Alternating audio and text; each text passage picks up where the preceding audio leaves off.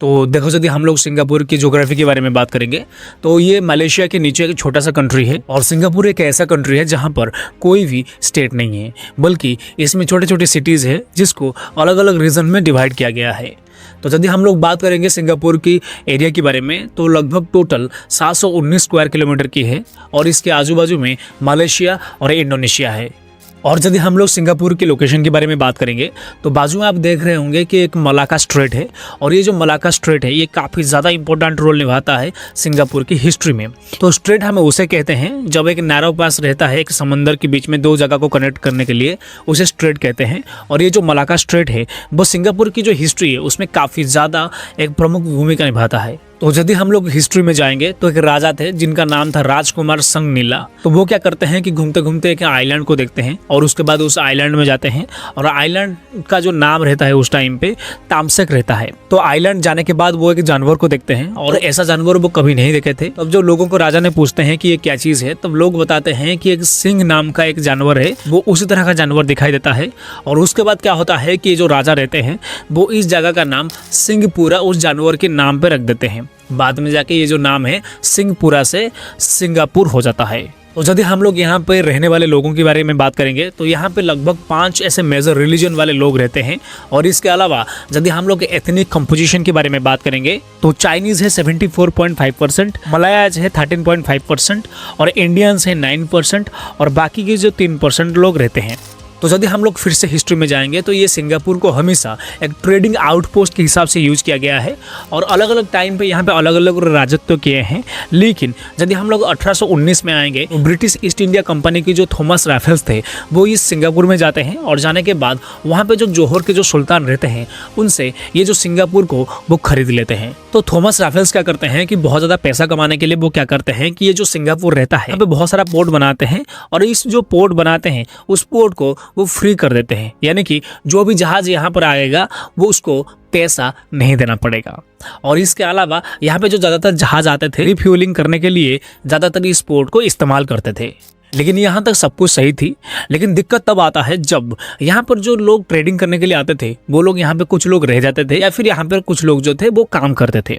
तो यहाँ पर जो ब्रिटिशर्स थे वो लोग क्या करते थे कि जितने भी पैसा इस पोर्ट से कमाते थे उन सारे पैसे को सिक्योरिटी और इस पोर्ट में ही लगा देते थे। लेकिन यहाँ पर जो लोग काम करते थे या फिर जो लोग रहते थे उनके ऊपर बिल्कुल भी ध्यान नहीं देते थे। तो जिसकी वजह से क्या हुआ कि यहाँ पर बहुत सारे इलीगल काम होने लगा और इसका सबसे बड़ा वजह था कि यहाँ पर कोई भी ढंग का एडमिनिस्ट्रेशन नहीं था। तो सिंगापुर में क्या हुआ कि बहुत ज़्यादा इलीगल काम होने लगा, जैसे कि जुआ खेलना या फिर वायलेंस करना या फिर अफीम का नशा करना। तो धीरे धीरे ब्रिटिशर्स क्या देखते हैं कि ये जो पोर्ट थी उससे ज़्यादा प्रॉफिट नहीं हो रही थी और उसी टाइम पे वो बगल में देखते हैं कि जो चाइना है वो बहुत ज़्यादा प्रॉफिट कमा रहा है या फिर ब्रिटिशर्स को जो भी चीज़ें ज़रूरत था वो चाइना से पैसा देकर खरीदते थे। तो और यहाँ पर क्या होता है कि जो ब्रिटिशर्स रहते हैं वो थोड़ा दिमाग लगाना चाहते हैं। वो क्या करते हैं कि वो सोचते हैं कि जो पैसा हम चाइना को देकर खरीद रहे हैं चीज़ें उसके बदले में हम उनको कुछ चीज़ देंगे और उसके बदले में वहाँ से कुछ चीज़ हम ले लेंगे। तो ऐसे में वो क्या करते हैं कि इंडिया से एक ऐसा चीज़ चाइना को देते हैं जिसकी लत जो चाइना में होता है वो बुरी तरीके से लग जाता है और उसकी जो डिमांड है वो चाइना बहुत ज़्यादा करने लग जाता है। तो यहाँ पे क्या होता है कि चाइना में उस चीज़ का डिमांड बहुत ज़्यादा बढ़ जाता है जिसकी वजह से ब्रिटिशर्स ये चीज़ों को बहुत ज़्यादा एक्सपोर्ट करने लग जाते हैं और वो चीज़ थी ओपियम यानी कि अफीम। तो अफीम का जो नशा था वो चाइना में बहुत ज़्यादा बढ़ गया था और ये धीरे धीरे सिंगापुर में भी फैल रहा था क्योंकि चाइना से जो लोग थे वो सिंगापुर में काम करने के लिए आते थे। तो सिंगापुर में क्या हुआ कि इसका जो नशा है वो धीरे धीरे बढ़ने लगा और इतना ज़्यादा बढ़ने लगा कि लोग जो है वो चोरी करने लगे। तो साल 1941 में एक एस्टिमेट लगाया जाता है कि करीब 16,500 ऐसे लोग थे जो कि सिंगापुर में अफीम के नशे में एडिक्ट हो चुके थे। तो यदि हम लोग साल 1940 के बारे में बात करेंगे तो ये ज़माना था सेकेंड वर्ल्ड वॉर की। तो 15 जनवरी 1942 को क्या होता है कि जो जापानीज़ रहते हैं वो सिंगापुर को पूरी तरीके से कब्जा कर लेते हैं और उसके बाद करीब 3 साल तक ये जो जापानीज़ रहते हैं वो सिंगापुर में राजत्व करते हैं और इन 3 साल के अंदर ये जो जापानीज़ रहते हैं वो सिंगापुर को पूरी तरीके से बर्बाद कर लेते हैं। वहाँ पर मर्डर्स देखने को मिलता है और इसके अलावा 1000 लोगों के द्वारा फोर्स्ड लेबर किया जाता है और जो लड़कियाँ रहते हैं यानी कि जो औरतें रहते हैं उनको एक कमोडिटी की तरह इस्तेमाल किया जाता है। तो 1945 में क्या होता है कि जो जापान रहता है वो सेकेंड वर्ल्ड वॉर में हार जाता है और उसके बाद वो सिंगापुर को छोड़ के चले जाता है। लेकिन उस टाइम पे ये देखा जाता है कि करीब 30,000 से भी ज़्यादा लोग इस अफीम के नशे में एडिक्ट हो चुके हैं और इसके अलावा सिंगापुर में गैम्बलिंग और इसके अलावा प्रोस्टिट्यूशन ये सब चीज़ बहुत ज़्यादा बढ़ चुकी थी। गरीबी और बेरोजगारी सिंगापुर में बहुत ज़्यादा बढ़ गई थी और इवन इफ की यहाँ पर खाने के सामान भी नहीं थे लोगों के पास। तो इसी वजह से क्या हुआ कि वहाँ पे जो लोग थे वो भूखमरी से मरने भी लग जाते हैं। तो वर्ल्ड वॉर ख़त्म होने के बाद क्या होता है कि ये जो ब्रिटिशर्स रहते हैं वो फिर से सिंगापुर में आते हैं और उसका कंट्रोल ले लेते हैं और उसके बाद वो लोग क्या करते हैं कि इस बार ब्रिटिशर्स एडमिनिस्ट्रेटिव जो चीज़ें हैं उस चीज़ को लेकर आई और इसके बाद वो लोग ये अनाउंस किए कि जो सिंगापुर के लोग हैं वो अपने हाथ में खुद की गवर्नेंस ले सकते हैं, यानी कि वो लोग खुद की डिसीजन खुद ले सकते हैं। तो ईयर 1959 में क्या होता है कि सिंगापुर में जनरल इलेक्शन 51 सीट्स को लेकर किया जाता है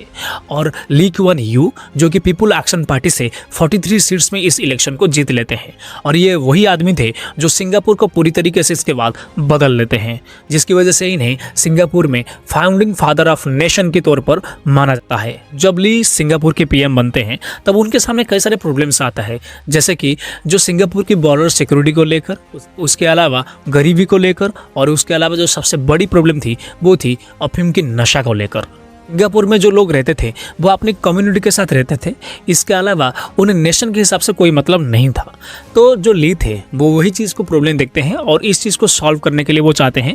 हैं कि जितने भी कम्युनिटी अलग अलग होकर रह रहे हैं वो एक साथ ही रह सके। इसीलिए वो क्या करते हैं कि जो सिंगापुर की नेशनल फ्लैग को बनाते हैं और इसके अलावा नेशनल एंथम को बनाते हैं और जो 75% लोग जो झोपड़ी में रहते थे लोग के लिए क्या करते हैं कि हाउसिंग एंड डेवलपमेंट बोर्ड के तहत बहुत सारा बिल्डिंग बनाकर उन्हें एक साथ रखते हैं और कुछ ही टाइम के अंदर ये देखा जाता है कि जितने भी झोपड़ी थे वो सब क्या होता है कि बिल्डिंग में कन्वर्ट हो जाता है और यहाँ पर जो लोग हैं वो एक साथ होकर रहते हैं और इसीलिए रहते हैं ताकि उनके बीच में यूनिट हो। ली को हमेशा सिंगापुर की बॉर्डर सिक्योरिटी को लेकर हमेशा एक बहुत बड़ा डर रहता था,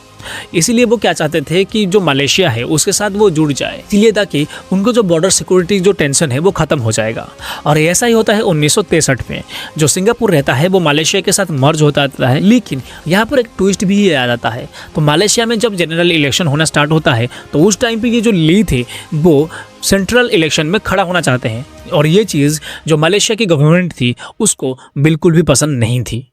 ऊपर से ये जो सिंगापुर के लोग थे वो बिल्कुल भी खुश नहीं थे इस मर्जिंग से, क्योंकि ये जो सिंगापुर की जो टोटल रेवेन्यू है उसकी 40% मलेशिया को देना पड़ती थी।